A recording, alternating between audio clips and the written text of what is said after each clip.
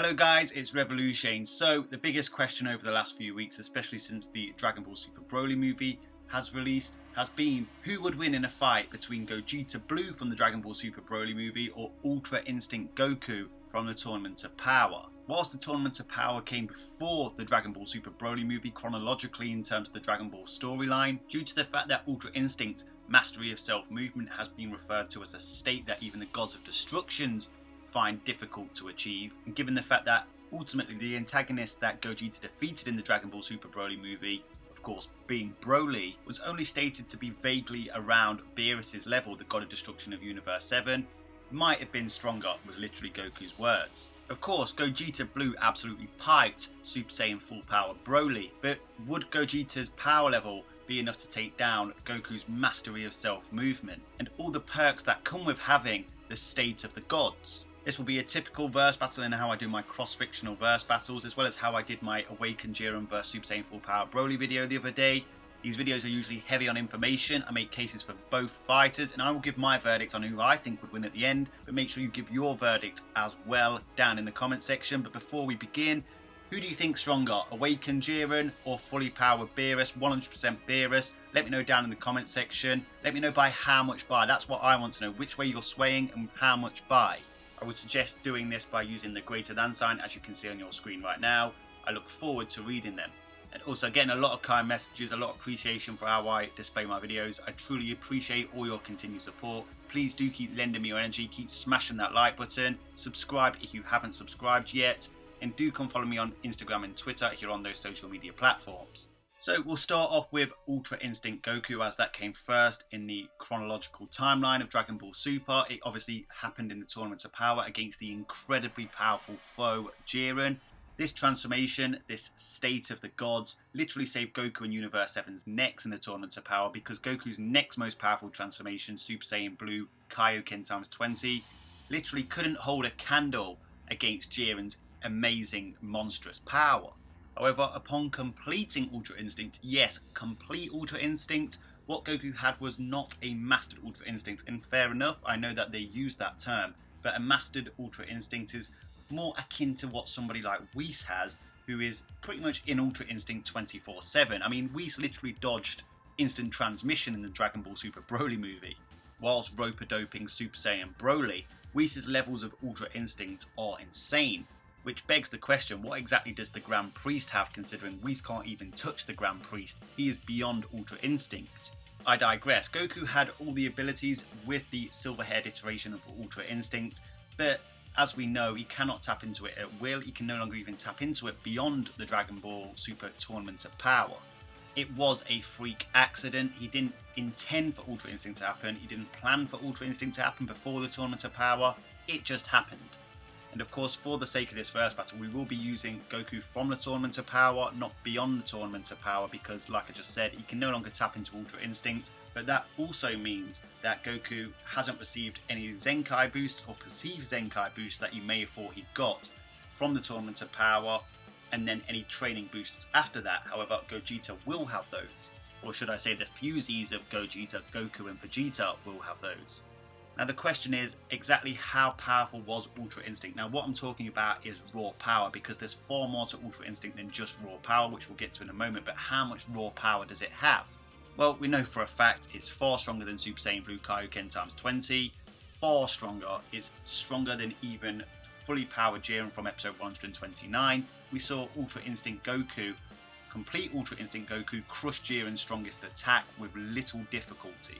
Now I know I do this a lot, but I always refer to this Jump magazine article as it's literally the only thing that kind of gives us a gist on how strong these characters are in relation to Beerus, the God of Destruction of Universe 7. In their Jump article for episode 129 of Dragon Ball Super, it stated that either Ultra Instinct Omen Phase 3 or complete Ultra Instinct was relative to Beerus at full power. In fact, Beerus says that Goku might have surpassed him. Once again, another vague statement from Dragon Ball Super. Now I'm going to leave this interpretation up to you.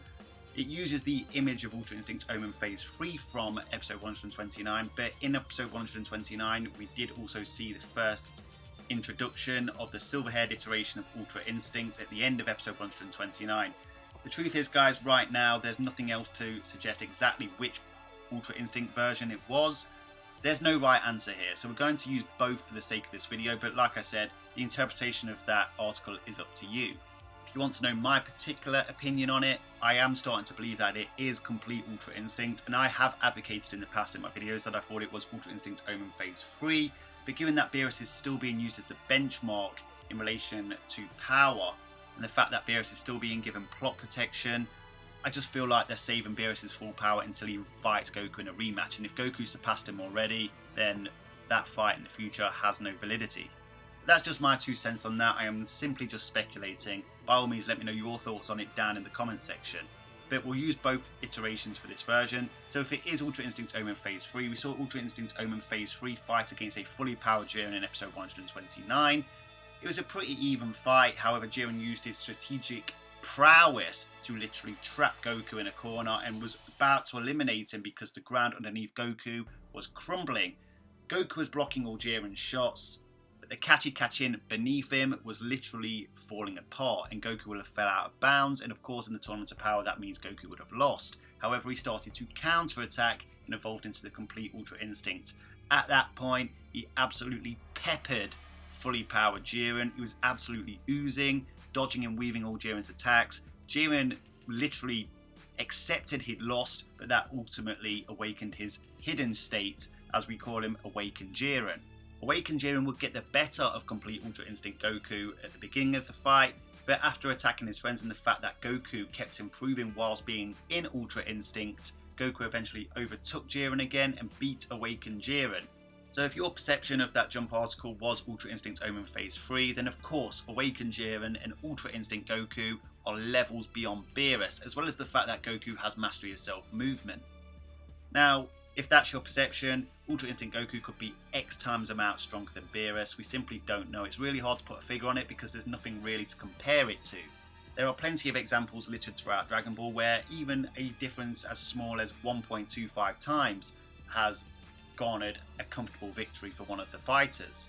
There simply doesn't have to be a 1000, even 100 or even 10 times difference to beat your opponent.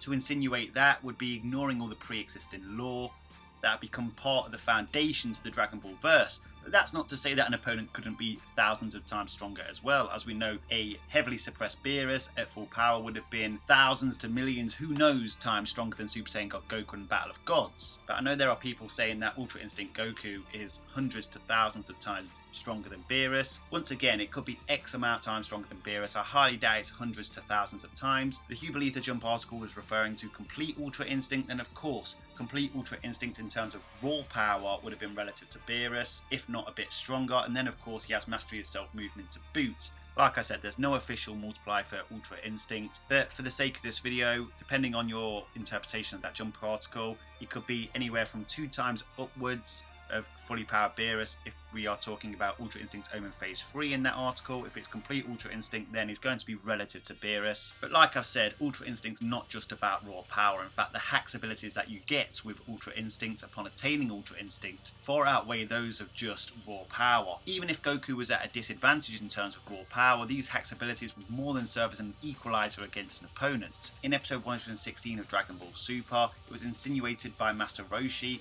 that if one of Super Saiyan 2 Kefla's final attacks hit Ultra Instinct Omen Phase 2 Goku, it would have killed him, insinuating that Kefla as a Super Saiyan 2 had a power advantage, raw power advantage, over Ultra Instinct Omen Phase 2 Goku. However, as we saw, she simply could not hit Goku, and it goes without saying, you cannot beat what you cannot hit. Mastery of Self movement removes the thought process, which ultimately delays movement. When you've got characters who are fighting at massively faster than light combat speeds, even taking off a zeptosecond with your reaction time will garner you a massive advantage. Ultra Instinct is an inner state transformation. It's a higher consciousness, I guess you could say, a higher instinct. It allows your body to remove itself from harm before the opponent's even made his move. Now, if you understand the philosophical and fundamental nature of Ultra Instinct, then you'll understand why Goku said him and Jiren were fighting at out of this dimension speed. Even if he didn't increase his raw power, if he didn't increase his strength per se, the speed hacks that are granted with Ultra Instinct would increase his overall power, as power is a combination of speed, strength, and all combat abilities. That's just me giving an example, because obviously we know that Goku did increase his raw power with Ultra Instinct. However, this is one of the major advantages of being in Ultra Instinct, is you're dodging and weaving all your opponent's attacks. They could be giving you all that they've got. They're simply wasting their energy attacking Ultra Instinct, because if they're not hitting you, it's a waste of their energy. Whereas all Goku's simply doing is dodging. I guess you could say he would need energy to parry the opponent's attacks, but in terms of dodging, all he has to do is outspeed his opponent's attack, and they've wasted energy going for such a powerful attack. Because of the reaction speed advantage, it causes your opponent to overcommit, which obviously is more fatiguing for them. Whilst Awakened Jiren was incredibly powerful, it lasted around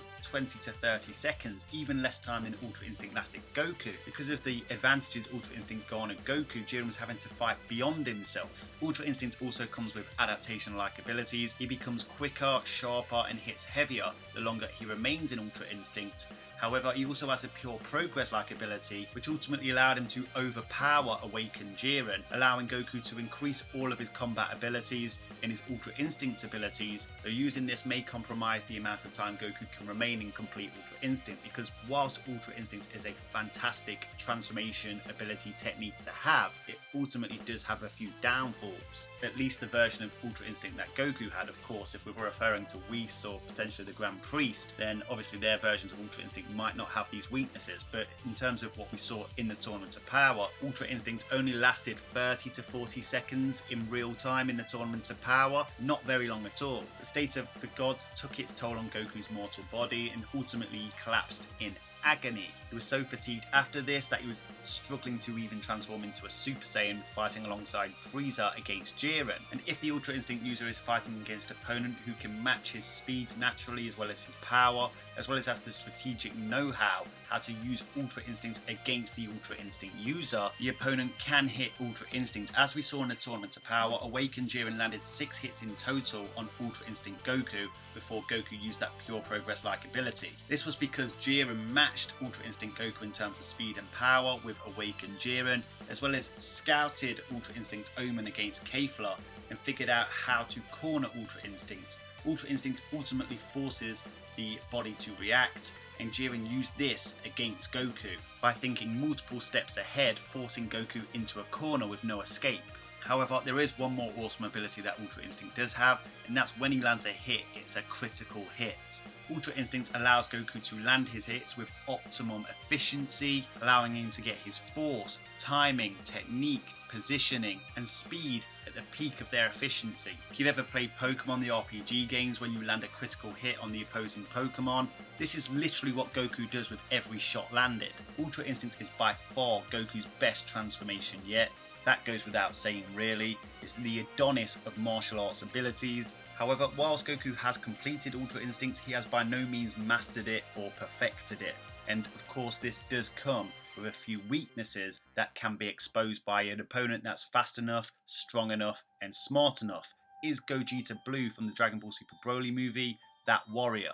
So, on to Gogeta Blue, the Metamoran fusion of Goku and Vegeta. Now, this is a post-Tournament of Power Goku and Vegeta, so this would have included any adaptation boosts or Zenkai boosts you believe that Goku and Vegeta would have achieved during the Tournament of Power. It would include any training boosts that Goku and Vegeta would have got from the Tournament of Power up until the Broly events. And whilst Goku and Vegeta's adaptation is far outclassed by Broly's adaptation, they should have got some adaptation boosts or Zenkai boosts against Broly as well, before fusing to become Gogeta. Ultimately, this is kind of all of irrelevant, because once again the benchmark for Gogeta's power has once again been Beerus. Now, Gogeta wasn't compared to Beerus directly, it was Broly who Gogeta fought that was compared to Beerus. At the end of the Dragon Ball Super movie, Goku stated that Broly at Super Saiyan might have been stronger than Beerus at full power, once again using vague terming, something that's become extremely synonymous with Dragon Ball Super's storytelling. storytelling. Anyway, just as I said in my video concerning Broly vs Jiren, when Goku stated this at the end, all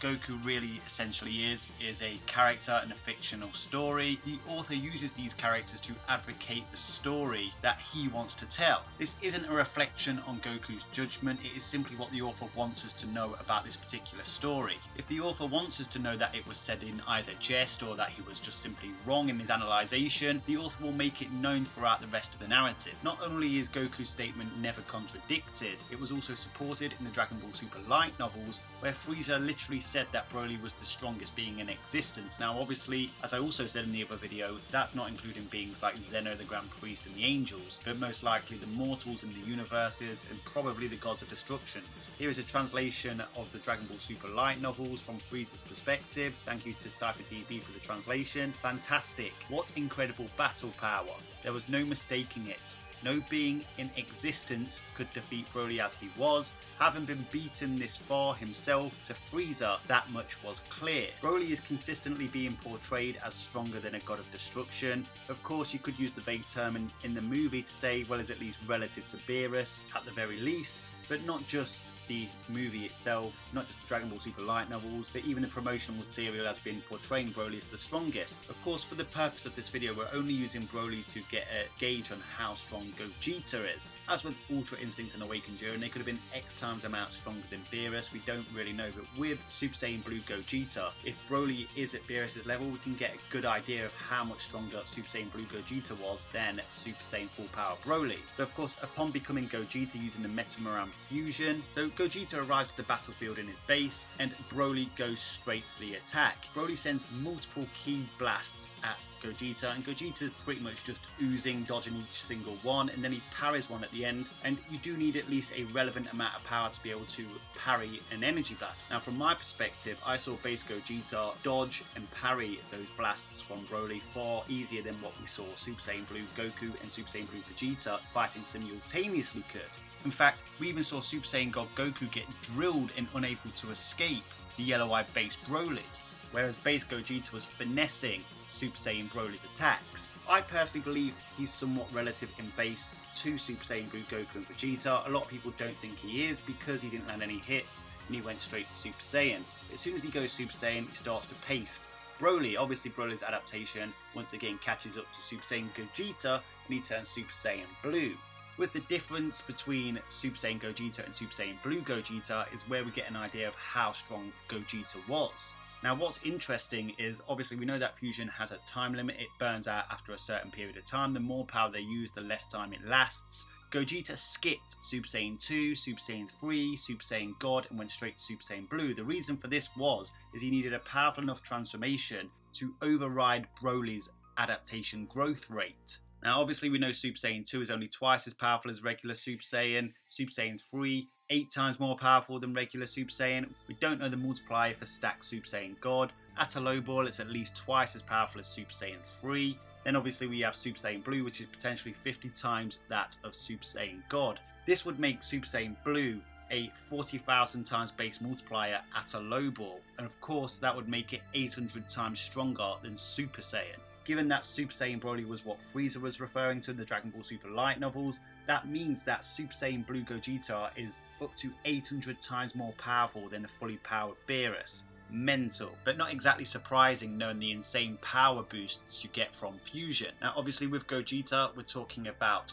raw power using God Ki. God transformations allow for exceptional ki control, and in Super Saiyan Blue he had far too much smoke for Super Saiyan full power Broly and was literally about to ignite him with the Kamehameha until Chile saved him with the Dragon Balls. So obviously Gogeta Blue is pretty damn powerful, but obviously we know with fusion it has a time limit. What kind of time limit is that? It's hard to really tell because Gogeta actually lasted quite a while in the Dragon Ball Super Broly movie. And whilst the Dragon Ball Super Light novels have suggested that we saw Gogeta Blue use a hint of his true power, he wasn't exactly overexerting himself. But I think it's fair to say that the Gogeta Blue fusion lasted a fair few minutes. Now obviously Gogeta is made up of two master martial artists in Goku and Vegeta with two vastly different styles of fighting and wields all of their techniques. Fusion tends to balance the best of both abilities and merge them into a perfect warrior. The fusion retains knowledge of both fusees' previous experiences. So this version of Gogeta comprises obviously both Goku and Vegeta's experiences against Jiren in the Tournament of Power. Not only are both Goku and Vegeta trained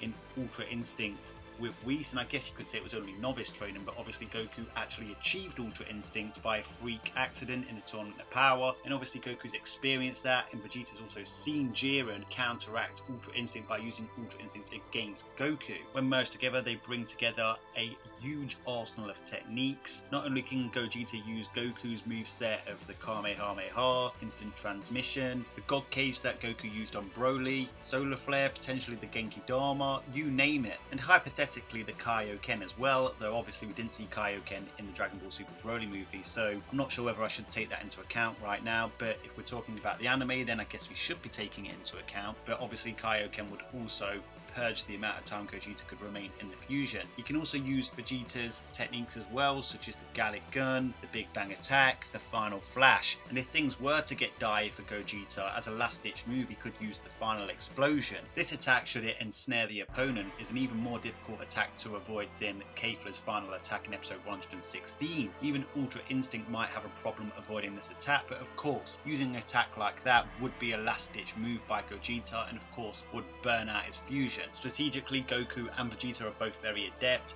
Even whilst being much weaker than Jiren in the Tournament of Power, they did give him problems. In episode 122 of Dragon Ball Super, we saw Vegeta analyse Jiren's fighting style and managed to land blows despite being severely weaker than Jiren. Goku also came very close to eliminating Jiren in episode 123 by using Krillin's Hexo Blade, and of course both Goku and Vegeta are rolled into one with Gogeta, so he definitely has strategical and analytical prowess. And last but not least, to conclude Gogeta, Super Saiyan Gogeta and Super Saiyan Broly were so powerful that they cleanly knocked each other into a separate parallel dimension, potentially even a higher dimension, casually, and of course Gogeta then transformed into a Super Saiyan Blue, which is far more powerful than Super Saiyan as we've discussed. Gogeta's surprise at this happening also suggests it's the first time they've been powerful enough to accomplish something like this, though you could argue that in the Tournament of Power being in the World of Void, this may not have been possible.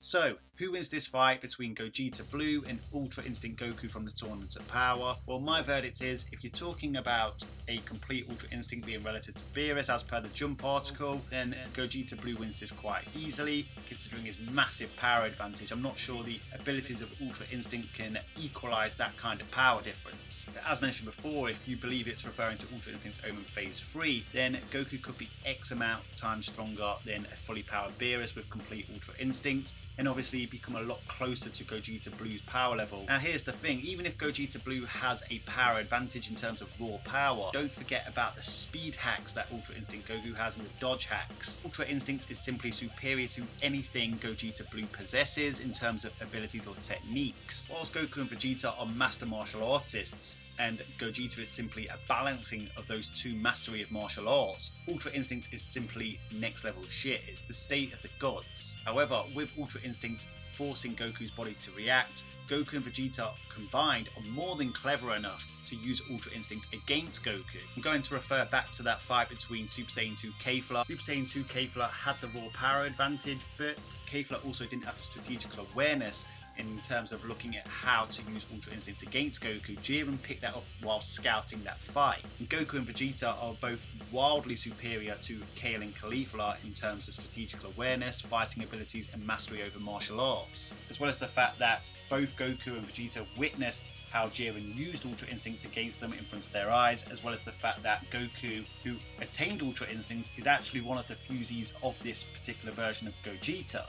Gogeta Blue fusion also lasts a lot longer than the toll on Goku's body whilst in Ultra Instinct, and bar the ability of mastery of self-movement, Ultra Instinct, Gogeta possesses everything that Goku possesses in terms of his arsenal of attacks. So in conclusion, I believe Gogeta Blue would still win this fight, and it all really comes down to whether you think Ultra Instinct is hundreds of times stronger than Beerus at full power.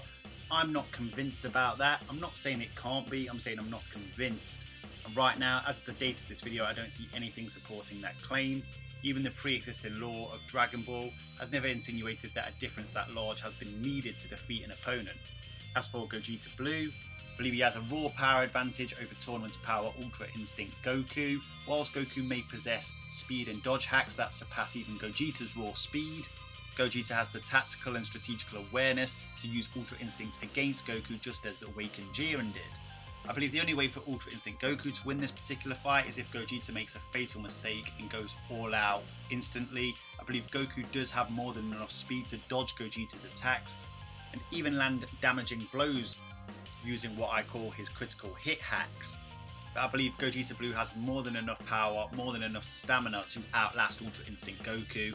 And I just can't really see a way that Ultra Instinct Goku would put Gogeta down. Even if he did make Gogeta use a last ditch attack, I'm not sure Ultra Instinct could actually escape the final explosion given its nigh omnidirectional nature. So for me, Gogeta Blue wins this fight. How would a hypothetical Dragon Ball Super Broly movie Ultra Instinct Goku fare against Gogeta Blue? Well, that's a video for another day.